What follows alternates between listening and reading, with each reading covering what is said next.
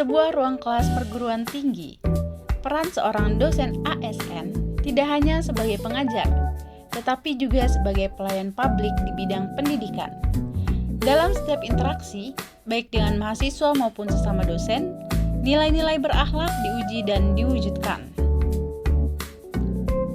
Mari kita saksikan sebuah roleplay tentang dua sisi yang berbeda. Seorang dosen memasuki kelas dengan wajah datar, tanpa sapaan, tanpa interaksi awal. Ia langsung membuka slide lama, membacanya begitu saja tanpa penjelasan yang mendalam. Mahasiswa mencoba bertanya, namun respon yang diterima singkat dan terkesan tidak peduli. Sudah ada di slide, dibaca saja. Dalam situasi ini, nilai berorientasi pelayanan belum terwujud. Mahasiswa tidak dilayani sebagai subjek pembelajaran, melainkan hanya sebagai pendengar. Waktu penilaian tiba, nilai diumumkan tanpa penjelasan. Mahasiswa kebingungan, tidak tahu letak kesalahan, tidak tahu bagaimana memperbaiki. Di sini nilai akuntabel diabaikan. Tidak ada transparansi, tidak ada tanggung jawab dalam proses penilaian. Di ruang dosen, terlihat interaksi antara rekan kerja yang minim. Diskusi jarang terjadi, bahkan ada kecenderungan saling mengabaikan. Ketika ada program bersama, sebagian dosen memilih untuk tidak terlibat.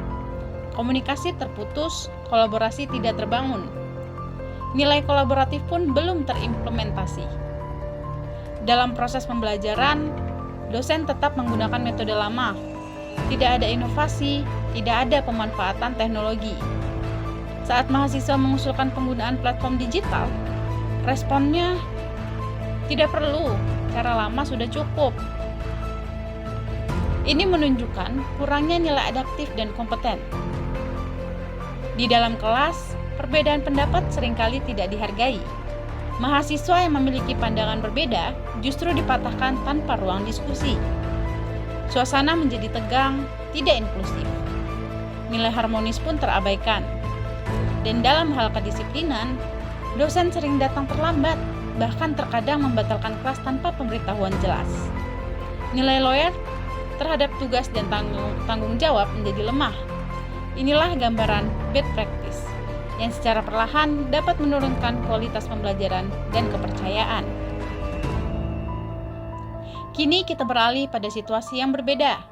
Seorang dosen memasuki kelas dengan senyum dan sapaan hangat. Ia memulai pembelajaran dengan ice breaking ringan, menciptakan suasana yang nyaman dan terbuka. Materi disampaikan secara interaktif. Mahasiswa diajak berdiskusi, diberikan studi kasus, dan dilibatkan secara aktif.